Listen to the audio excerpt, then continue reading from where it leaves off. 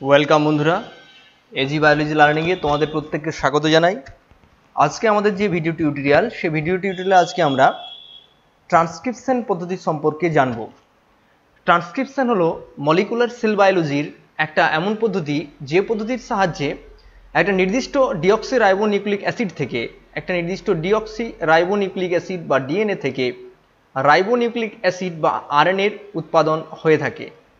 তাহলে deoxyribonucleic acid থেকে যে পদ্ধতির মাধ্যমে রাইবোনিউক্লিক অ্যাসিড উৎপাদিত হয় সেই পদ্ধতিকে বলা হয় ট্রান্সক্রিপশন।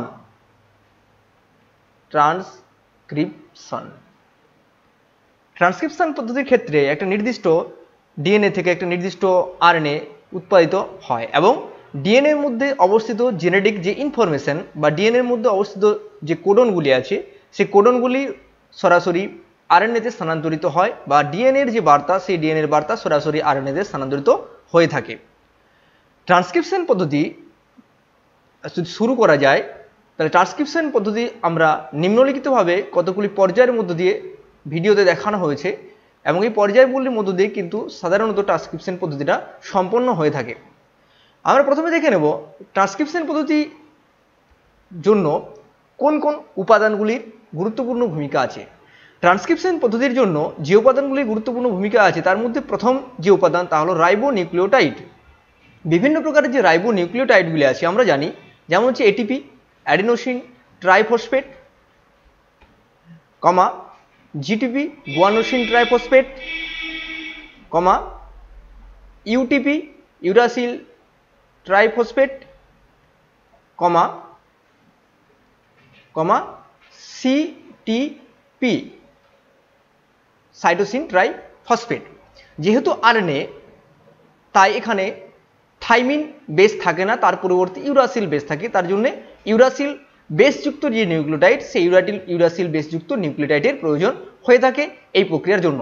তাহলে এটিপি, জিটিপি, ইউটিপি এবং সিটিপি এই বিভিন্ন ধরনের যে ট্রাইফসফেটগুলি আছে, এই ট্রাইফসফেটগুলি প্রকৃতপক্ষে কিন্তু এই প্রক্রিয়ার জন্য ব্যবহৃত হয়।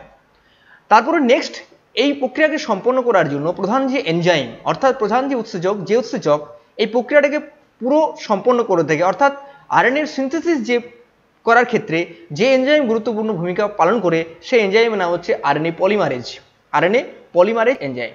এই আরএনএ পলিমারেজ এনজাইমের কতগুলি সাব ইউনিট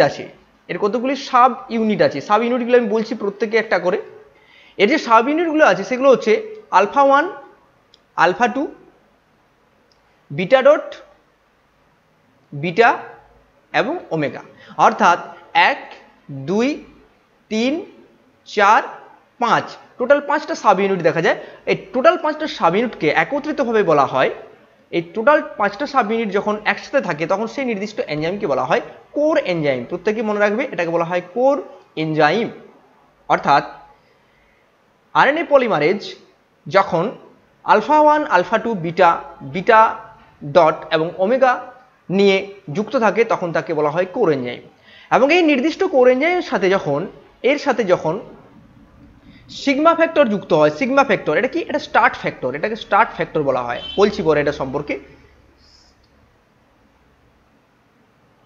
স্টার্ট ফ্যাক্টর যখন যুক্ত হয়, অর্থাৎ নির্দিষ্ট কোর এনজাইমের সঙ্গে যখন স্টার্ট ফ্যাক্টর যুক্ত হয় তখন এই এনজাইমটা ক্রিয়াশীল হয় এবং তখন তাকে বলা হয় হোলো এনজাইম। অর্থাৎ হোলো এনজাইমে একমাত্র অ্যাক্টিভ ফর্মে থাকে, এটাই একমাত্র অ্যাক্টিভ ফর্ম। একে অ্যাক্টিভ হয় এবং কার দ্বারা অ্যাক্টিভ হয় না, সিগমা ফ্যাক্টরের দ্বারা অ্যাক্টিভ হয়। তাহলে আরএনএ পলিমারেজ এনজাইম প্রধান এনজাইম, সে আরএনএ পলিমারেজ এনজাইমের প্রয়োজন হয় ট্রান্সক্রিপশন পদ্ধতির জন্য। নেক্সট চলে যাচ্ছি, টেমপ্লেট স্ট্র্যান্ডের প্রয়োজন হয়। টেমপ্লেট স্ট্র্যান্ড অর্থাৎ আমরা জানি ডিএনএ থেকে যেহেতু আরএনএ কপি হয়, তাহলে ডিএনএ স্ট্র্যান্ডের প্রয়োজন। ডিএনএ স্ট্র্যান্ডের ক্ষেত্রে এখানে যেহেতু আরএনএ সবসময় ইউক্যারিওটিক যে আরএনএ, সেই ইউক্যারিওটিক আরএনএ সবসময় সিঙ্গেল স্ট্র্যান্ড যুক্ত হয়, এসএস আরএনএ। তাহলে যে কোনো একটা কপি থেকে, অর্থাৎ ডিএনএর যে কোনো একটা স্ট্র্যান্ড থেকে ডিএনএর ডবল স্ট্র্যান্ড দেখা যায়, ডিএনএ ডবল স্ট্র্যান্ডের থেকে যে কোনো একটা স্ট্র্যান্ড থেকে কপি হয়। জেনারেলি যে আরএনএ সিনথেসিস হয়, যে আরএনএ নতুনভাবে সিনথেসিস হয়, অর্থাৎ যে আরএনএ নতুনভাবে তৈরি হয়, সেই আরএনএ সাধারণত 5 প্রাইম টু 3 প্রাইম অভিমুখে সম্পন্ন হয়। তাহলে যেহেতু 5 প্রাইম টু 3 প্রাইম অভিমুখে সম্পন্ন হয়, তাই সাধারণত 3' টু 5' অভিমুখী যে ডিএনএ তন্ত্রী আছে, সাধারণত 3' টু 5' অভিমুখী যে ডিএনএ তন্ত্রী আছে, এই তন্ত্রীটি সাধারণত টেমপ্লেট তন্ত্রী বা ছাঁচ তন্ত্রী হিসাবে কাজ করে। এটা টেমপ্লেট তন্ত্রী, এটাকে টেমপ্লেট স্ট্র্যান্ড বলা হয়। এবং এর উল্টো দিকে অর্থাৎ এর কমপ্লিমেন্টারি যে স্ট্র্যান্ড আছে, এর কমপ্লিমেন্টারি স্ট্র্যান্ডকে বলা হয় নন টেমপ্লেট স্ট্র্যান্ড, এটাকে বলা নন টেমপ্লেট স্ট্র্যান্ড। তাহলে যে 3' টু 5' অভিমুখী যে স্ট্র্যান্ড আছে সেই স্ট্র্যান্ডকে টেমপ্লেট স্ট্র্যান্ড, আর 5' টু 3' যে স্ট্র্যান্ড আছে তাকে নন টেমপ্লেট স্ট্র্যান্ড বলা হয়। এরপর দেখে নেওয়া যাক যেটা থেকে কপি হচ্ছে, অর্থাৎ টেমপ্লেট স্ট্র্যান্ড থেকে কপি হচ্ছে, কে কপি হচ্ছে না টেমপ্লেট স্ট্র্যান্ড থেকে কপি হচ্ছে আরএনএ। তাহলে টেমপ্লেট স্ট্র্যান্ড থেকে যদি আরএনএ কপি হয়, টেমপ্লেট স্ট্র্যান্ড থেকে যদি আরএনএ কপি হয়, ধরে নিলাম এটা একটা আরএনএ টেমপ্লেট স্ট্র্যান্ড থেকে কপি হচ্ছে, এটা ধরে নিলাম একটা আরএনএ টেমপ্লেট স্ট্র্যান্ড থেকে কপি হচ্ছে। তার এর অভিমুখ কত হবে? এর অভিমুখ হবে সবসময় 5' টু 3' অভিমুখী, 5' টু 3' অভিমুখী। এর বেস বিন্যাসগুলো কি হবে না, এর বেস বিন্যাসগুলো সবসময় হবে টেমপ্লেট স্ট্র্যান্ডের অনুরূপ। অর্থাৎ অ্যাডিনিন যদি থাকে অ্যাডিনিনের পরিবর্তে থাইমিন, কিন্তু যেহেতু এখানে এমআরএনএ তাহলে থাইমিন থাকার কথা নয়, এখানে থাকবে কি, এখানে থাকবে ইউরাসিল। তাহলে ইউরাসিল। গুয়ানিনের জায়গায় থাকবে সাইটোসিন, গুয়ানিনের জায়গায় থাকবে সাইটোসিন, সাইটোসিনের জায়গায় থাকবে গুয়ানিন, আর থাইমিনের জায়গায় থাকবে এডেনিন। অর্থাৎ টেমপ্লেট স্ট্র্যান্ড থেকে কপি হবে, কাজ থেকে কপি হবে টেমপ্লেট, এবং এদের সাথে এই পরিপূরক বেস পেয়ারগুলোর সাথে বন্ধন ফরমেশন করবে, বন্ধন, এরা হাইড্রোজেন বন্ড এখানে ফরমেশন হবে। তাহলে দেখে নেওয়া যাক এই যে নতুন এমআরএনএ তৈরি হলো 5' টু 3' অভিমুখী যে এমআরএনএ, সেই 5' টু 3' আরএনএ কার মতো? এটা পুরোপুরি নন টেমপ্লেট স্ট্র্যান্ডের মতো। দেখো প্রত্যেকে ইউ মানে টি, সি মানে সি, জি মানে এখানেও জি, এ মানে এখানেও এ। তাহলে কার মতো হয় এমআরএনএটা না, এমআরএনএটা সবসময় হয় নন টেমপ্লেট স্ট্র্যান্ডের মতো। যে নতুন এমআরএনএটা তৈরি হচ্ছে টেমপ্লেট স্ট্র্যান্ডকে কপি করে, সেই এমআরএনএ সবসময় প্রকৃতপক্ষে হুবহু কার মতো হয়? নন টেমপ্লেট স্ট্র্যান্ডের মতো। শুধু কোনখানে পার্থক্য লক্ষ্য করা যায়? শুধুমাত্র থাইমিন বেস পেয়ারে পার্থক্য লক্ষ্য করা যায়, কারণ ডিএনএ এর মধ্যে থাইমিন বেস পেয়ার থাকে, কিন্তু এমআরএনএ এর মধ্যে থাইমিন বেস পেয়ার থাকে না, সেখানে ইউরাসিল থাকে। তাহলে যেহেতু নন টেমপ্লেট স্ট্র্যান্ডের মতো হয় এমআরএনএ, তার জন্যে যেটা নন টেমপ্লেট স্ট্র্যান্ড, সেই নন টেমপ্লেট স্ট্র্যান্ডের আরেকটি নাম আছে, একে বলা হয় সেন্স স্ট্র্যান্ড। মনে রাখবে প্রত্যেককে, একে বলা হয় সেন্স স্ট্র্যান্ড, একে বলা হয় সেন্স স্ট্র্যান্ড, বা এর আরেকটি নাম আছে অর একে বলা হয় কোডিং স্ট্র্যান্ড। মনে রাখবে কোডিং স্ট্র্যান্ড, কোডিং স্ট্র্যান্ড। এটা অনেকের গোলমাল হয়। সেন্স স্ট্র্যান্ড কিন্তু টেমপ্লেট স্ট্র্যান্ড নয়, যার অনুরূপ হচ্ছে সেই সেন্স স্ট্র্যান্ড। তাহলে নন টেমপ্লেট স্ট্র্যান্ডকে বলা হয় sense strand or coding strand, আর টেমপ্লেট স্ট্র্যান্ডকে বলা হয় anti sense strand, anti sense strand, or এটাকে বলা হয় anti coding strand, anti coding strand. Clear? Anti coding strand. তাহলে এই গেল টেমপ্লেট। এবার নেক্সট চলে যাচ্ছি ডিএনএ পলিমারেজ যে প্রধান এনজাইম, সেই ডিএনএ পলিমারেজ এনজাইমকে কাজ করার জন্য কিছু নির্দিষ্ট সিকোয়েন্সের প্রয়োজন হয়। সেই সিকোয়েন্স ছাড়া কিন্তু ডিএনএ পল নয়, এখানে আরএনএ পলিমারেজ, আরএনএ পল কিন্তু কাজ করতে পারে না। ওই নির্দিষ্ট সিকোয়েন্সগুলোকে খুঁজতে যে সাহায্য করে সে হচ্ছে সিগমা ফ্যাক্টর। আমরা বলেছি আরএনএ পলিমারেজের একটা উপাদান সিগমা ফ্যাক্টর। তাহলে সিগমা ফ্যাক্টর নির্দিষ্ট অঞ্চলগুলোকে খুঁজতে সাহায্য করে। যে নির্দিষ্ট অঞ্চলগুলিতে আরএনএ পলিমারেজ গিয়ে বসে বা গ্র্যাপস করে, সেই নির্দিষ্ট অঞ্চলগুলোকে বলা হয় প্রোমোটার অঞ্চল বা প্রোমোটার রিজিয়ন। অর্থাৎ ডিএনএর যে নির্দিষ্ট সিকোয়েন্টাল অঞ্চলে আরএনএ পলিমারেজ যে উপস্থাপিত হয় বা তার সাথে বাইন্ড করে বা সেই জায়গা থেকে শুরুয়াত করে বা সেই জায়গায় বসে, সেই নির্দিষ্ট অঞ্চলটিকে বলা হয় প্রোমোটার রিজিয়ন। ইকোলি ব্যাকটেরিয়ার ক্ষেত্রে, অ্যাসিরিয়া কোলি ব্যাকটেরিয়ার ক্ষেত্রে যদি লক্ষ্য করি, তাহলে অ্যাসিরিয়া কোলি ব্যাকটেরিয়ার ক্ষেত্রে লক্ষ্য করা যায় যে তার যে স্টার্ট সাইট, এটা যে নীল লাল কালার দেখানো হয়েছে, এটা স্টার্ট সাইট, এটা হচ্ছে স্টার্ট, START, স্টার্ট সাইট থেকে এর যে বেস বিন্যাসগুলো দুদিকে ভাগ করা যায়। স্টার্ট সাইট থেকে যে বেস বিন্যাসগুলো আছে তাকে দুদিকে ভাগ করা যায়। স্টার্ট সাইট থেকে উপর আগের দিকের, মানে যেদিকে কপি হয় না, স্টার্ট সাইট থেকে এদিকে কপি হয় না, এমআরএনএ এই দিকে কপি হয়, তাহলে স্টার্ট সাইট থেকে আগের দিকের যে অঞ্চল, সেই অঞ্চলটাকে বলা হয়, মনে রাখবে, আপস্ট্রিম অঞ্চল। একে বলা হয় আপস্ট্রিম অঞ্চল, আপস্ট্রিম রিজিয়ন। আবার বলছি, স্টার্ট সাইট থেকে যেদিকে কপি হয় না সেই দিকে নিউক্লিওটাইডগুলিকে বলা হয় আপস্ট্রিম রিজিয়ন। তার মানে এই দিকে নিউক্লিওটাইডগুলো হচ্ছে আপস্ট্রিম রিজিয়ন। আর স্টার্ট সাইড থেকে, এটা যদি স্টার্ট সাইড হয়, টোটাল লাইনটা স্টার্ট সাইড থেকে পরবর্তী যে রিজিয়নগুলি আছে তাদেরকে বলা হয় downstream region. Downstream, তাকে বলা হয় downstream region. Upstream region এবং downstream region, start site থেকে উপরের দিকে আপস্ট্রিম, স্টার্ট সাইড থেকে যেদিকে স্টার্ট হচ্ছে সেই দিকে যেটা চলে যাচ্ছে সেটা হচ্ছে ডাউন স্ট্রিম। আপস্ট্রিম রিজিয়নের যে নিউক্লিওটাইডগুলো আছে এগুলোকে মাইনাস দ্বারা সূচিত করা হয়, আর ডাউন স্ট্রিমের যে নিউক্লিওটাইডগুলি আছে অর্থাৎ পরপর যে নিউক্লিওটাইডগুলো এর মধ্যে অবস্থান করে আছে তাদেরকে প্লাস চিহ্ন দ্বারা সূচিত করা হয়। তাহলে মাইনাস এবং প্লাস। স্টার্ট সাইড থেকে মাইনাস, স্টার্ট সাইড থেকে যে স্টার্ট সাইড আছে সেই স্টার্ট সাইড থেকে মাইনাস 35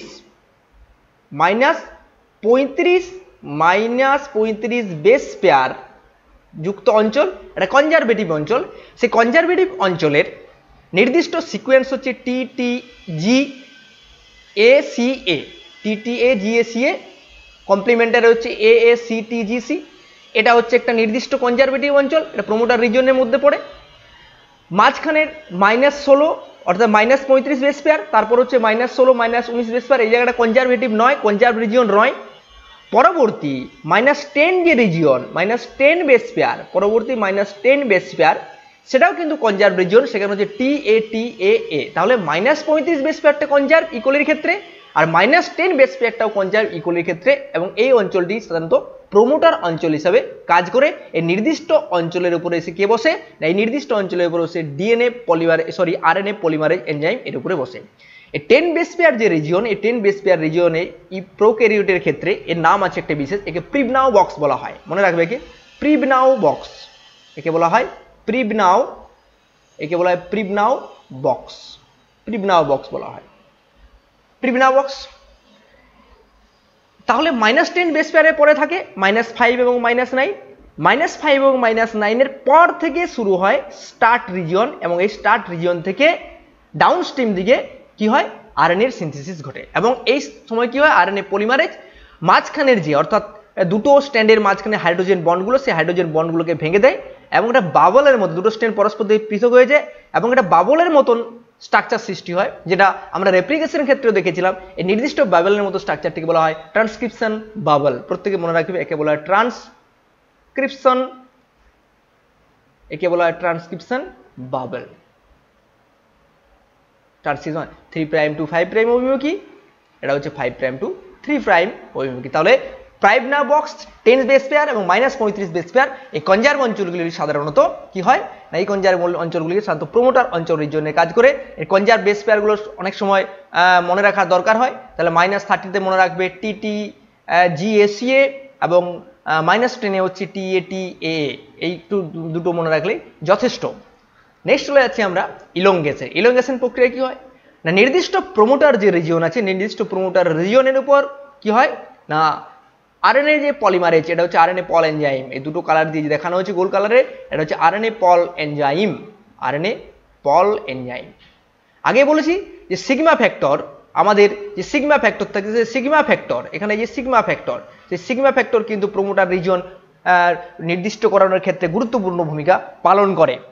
পরবর্তীকালে কি হয় না, পরবর্তীকালে সিগমা ফ্যাক্টরের রিলিজ ঘটে ওখান থেকে, আরএনএ পলিমারেজ যে কোর মেন হলো এনজাইম তার থেকে সিগমা ফ্যাক্টরের রিলিজ ঘটে, এবং আরএনএ পলিমারেজ কিন্তু কোন দিকে, আমরা আগের ভিডিওতে দেখেছি ডাউনস্ট্রিম যে রিজিয়ন আছে সেই ডাউনস্ট্রিম রিজিয়নের দিকে কিন্তু গড়িয়ে চলে। তাহলে এটা সবসময় ডাউনস্ট্রিম রিজিয়নের দিকে গড়িয়ে যাবে। কে গড়িয়ে যাবে, আরএনএ পলিমারেজ ডাউনস্ট্রিম, সেই ডাউনস্ট্রিম রিজিয়নের দিকে আরএনএ পলিমারেজ গড়িয়ে যাবে, এবং নিউক্লিওটাইডের বেস অনুযায়ী সে নতুন নতুন করে নিউক্লিওটাইড বেসের বিন্যাস ঘটাবে।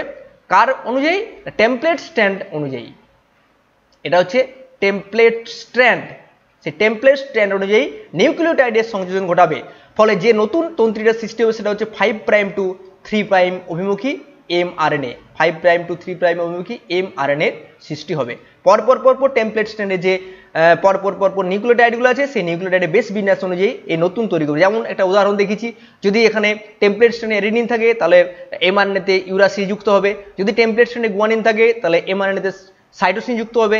যদি টেমপ্লেট স্টেটে সাইটোসিন থাকে তাহলে এমআরএনএতে গুয়ানিন যুক্ত হবে। যদি টেমপ্লেট স্টেটে থাইমিন থাকে তাহলে এমআরএনএতে অ্যাডেনিন যুক্ত হবে। তাহলে পর যুক্ত হয়ে যাবে এবং যত আরএনএ পলিমারেজ সামনের দিকে ডাউনস্ট্রিম অঞ্চল দিকে বা প্লাস অঞ্চল দিকে এগিয়ে যাবে তত মাঝখানের রেপ্লিকেশন বাবলও সামনের দিকে অগ্রসর হবে আর মাঝখানের যে এদের যে হাইড্রোজেন বন্ডগুলি আছে বন্ডগুলি কেটে সামনের দিকে যাবে এবং কপি করে বেরিয়ে আসবে এমআরএনএ। এইভাবে কিন্তু ইলংগেশন সম্পন্ন হয়। লক্ষ্য করে দেখা গেছে ইকোলির ক্ষেত্রে অ্যাসিডিয়া কোলির ক্ষেত্রে প্রত্যেক 1 সেকেন্ডে প্রায় নিয়ার অ্যাবাউট 50টা বেস পেয়ার যুক্ত হতে পারে এবং এমআরএনএ সৃষ্টি হতে পারে। অর্থাৎ প্রতি সেকেন্ডে প্রায় 50টা নিউক্লিওটাইড যুক্ত করার মতো ক্ষমতা রাখে ইকোলির যে আরএনএ পলিমারেজ এনজাইম আছে।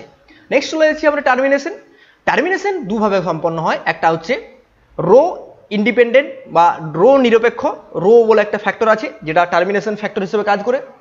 রো নিরপেক্ষ আর রো যুক্ত হতে পারে। আমি প্রথমে রো নিরপেক্ষটা বলছি। এখন বিষয় হচ্ছে যে নির্দিষ্ট এমআরএনএ সৃষ্টি হচ্ছে সেই নির্দিষ্ট এমআরএনএ হচ্ছে 5 প্রাইম টু 3 প্রাইম অভিমুখী এবং এদের কমপ্লিমেন্টারি বেস পেয়ার, ফলে এদের মধ্যে কিন্তু বন্ড ফরমেশন হয়ে থাকে সবসময়। এখন বিষয় হচ্ছে যখন টার্মিনেশন সংকেত পায়, এখানে কি হয়, এখানে টার্মিনেশন সংকেত, টার্মিনেশন সিগন্যাল, এটা প্রোটিন নিয়ন্ত্রিত সিগন্যাল। যখন টার্মিনেশন সিগন্যাল পায় তখন এখানে একটা বিশেষ ঘটনা ঘটে। ঘটনাটা দেখাচ্ছি। এটা হচ্ছে নিচে যদি ভালো করে লক্ষ্য করে দেখো, এটা হচ্ছে 5 প্রাইম টু 3 প্রাইম অভিমুখী একটা নিউ সিনথেসিস বা নতুন তৈরি হওয়া এমআরএনএ।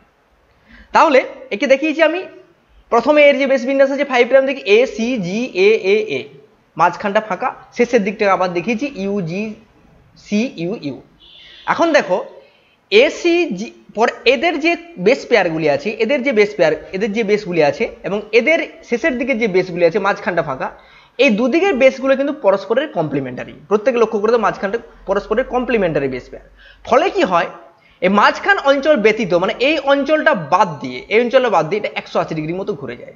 ফলে যে ঘটনাটা ঘটে, একটা লুপের মতো স্ট্রাকচার সৃষ্টি হয়। দেখো এ এখানে ইউ, তাহলে এ ইউ পরস্পরের সঙ্গে বন্ড ফরমেশন করে, ফলে লুপটা সৃষ্টি হয়। একই রকমভাবে সি আছে, সি এদিকে জি আছে, তাহলে সি জি এর সাথে বন্ড ফরমেশন করে। একই রকমভাবে এখানে জি আছে, এখানে সি আছে, জি সি এর সাথে বন্ড ফরমেশন করে। একই রকমভাবে এখানে এ আছে, এ ইউর সাথে বন্ড ফরমেশন করে। একই রকমভাবে এখানে ইউ আছে, ইউ এ ইউর সাথে বন্ড ফরমেশন। ফলে কি হয়, বন্ড পাশাপাশি আসার জন্য এবং নিজেদের মধ্যে এরা বন্ড ফরমেশন করে। ফলে কি হয়, একটা বিশেষ স্ট্রাকচারের সৃষ্টি হয়। এটা স্ট্রাকচারটিকে বলা হয় কিসের মতো, এটাকে হেয়ার পিন স্ট্রাকচার বলা হয়। হেয়ার পিন স্ট্রাকচার, এটা মেয়েদের চুলে বাঁধার যে কাঁটা হয় সে কাঁটার মতন দেখতে, তার জন্য নামকরণ করা হয়েছে হেয়ার পিন স্ট্রাকচার। এটা মাঝখানে লুপটা, এই অঞ্চলটা হচ্ছে এই মাঝখানে অঞ্চল, এটা ঘুরে না, এর কোনো পরিবর্তন হয় না, শুধু কমপ্লিমেন্টারিগুলো পরস্পরের সাথে যুক্ত হয়ে হেয়ার পিনের মতন গঠন সৃষ্টি করে। তাহলে দেখো এখানে সিনথেসিস হয়েছে, টার্মিনেশন সিগন্যাল পেয়েছে, হেয়ার পিনের মতন স্ট্রাকচার সৃষ্টি করেছে। ফলে কি করে, হেয়ার পিন স্ট্রাকচার সৃষ্টি হওয়ার জন্য কি হয়, আরএনএ পলিমারেজকে এ ব্লক করে দেয়। অর্থাৎ আরএনএ পলিমারেজ আর একে ক্রস করে, লুপকে ক্রস করে সামনের দিকে অগ্রসর হতে পারে না, অর্থাৎ স্টপ হয়ে যায়। এবং এই সঙ্গে আরেকটা ঘটনা লক্ষ্য করা যায়, এমআরএনএর যে টেমপ্লেট স্টেট, সেই টেমপ্লেট স্টেটের পরপর বেস বিন্যাসটা অ্যাডিনিন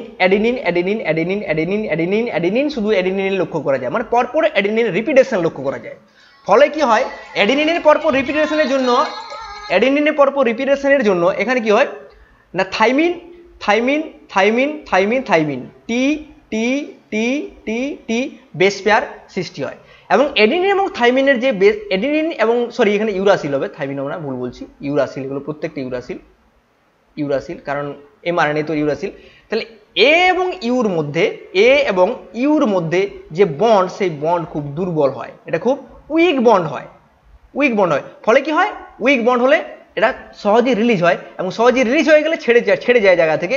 সো ছেড়ে গেলে কি হয় না, এমআরএনএ ওই নির্দিষ্ট জায়গা থেকে এমআরএনএ বেরিয়ে আসে, নির্দিষ্ট জায়গা থেকে এমআরএনএ 5 প্রাইম থেকে 3 প্রাইম অভিমুখী এমআরএনএ বেরিয়ে চলে আসে। এটা হচ্ছে রো ইন্ডিপেন্ডেন্ট টার্মিনেশন। আর রো ডিপেন্ডেন্ট টার্মিনেশন এক্ষেত্রেও একই রকম ভাবে, এটা 5 প্রাইম থেকে 3 প্রাইম অভিমুখী তন্ত্রীর এমআরএনএ তন্ত্রী সৃষ্টি হয়। এটা এমআরএনএ তন্ত্রী সৃষ্টি হয়, কিন্তু বিষয়টা হচ্ছে এমআরএনএ তন্ত্রী সৃষ্টি হয়, কিন্তু বিষয় হচ্ছে এখানে একই রকমভাবে হেয়ারপিনের মতো স্ট্রাকচার সৃষ্টি হয় একই রকমভাবে, কিন্তু হেয়ারপিনের মতো স্ট্রাকচার সৃষ্টি হলেও এখানে কিন্তু ওই এ বিন্যাস এমআরএনএর এ বিন্যাস কিন্তু দেখা যায় না। এমআরএনএর যে এ বিন্যাস এগুলো কিন্তু একটাও দেখা যায় না, এমআরএনএর এ বিন্যাস একটাও দেখা যায় না, এগুলো প্রত্যেকটার কোনোটাই দেখা যায় না। কি হয় না, রো ফ্যাক্টর এসে এর সঙ্গে রো ফ্যাক্টর যুক্ত হয়, এর সঙ্গে রো ফ্যাক্টর যুক্ত হলে এমআরএনএ কে এখান থেকে রিলিজ করে দেয়, এমআরএনএ রিলিজ করে দেয়, এমআরএনএ রিলিজ করে যায় 5 প্রাইম টু 3 প্রাইম অভিমুখী এমআরএনএ রিলিজ করে দেয়, ফলে নতুন এমআরএনএ সৃষ্টি হয়। তাহলে এটা হলো রো ডিপেন্ডেন্ট বা রো নির্ভর ট্রান্সক্রিপশনের সমাপ্তি। যদি আমার এই ভিডিওগুলো ভালো লেগে থাকে তাহলে অবশ্যই আমার চ্যানেলটিকে শেয়ার সাবস্ক্রাইব করতে ভুলো না। Thank you.